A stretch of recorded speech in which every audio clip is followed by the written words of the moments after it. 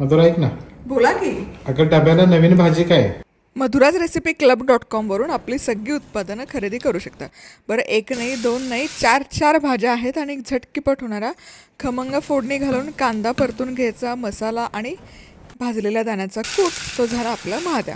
आता फोडणीत परत कांदा परतला की आवडीप्रमाणे मसाला घाला की मग त्यामध्ये मस्त भिजवलेला मसूर डाळ, अख्खा मसूर नाही, मसूर डाळ घालायची. अगदी कमी पाण्यात शिजते आणि झटपट होते. ही झाली आपली डाळ कांदा.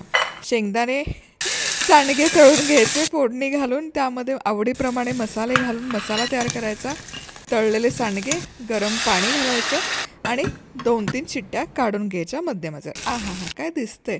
आणि पुन्हा फोडणी करायची लसणाची आणि ही टोमॅटोची चटणी तयार. टोमॅटोची चटणी म्हणा किंवा भाजी म्हणा, आम्ही तर याला चटणीच म्हणतो. पण चारही भाज्या कमाल लागतात. बरं, तुमची आवडीची भाजी कुठली आणि सबस्क्राईब करा.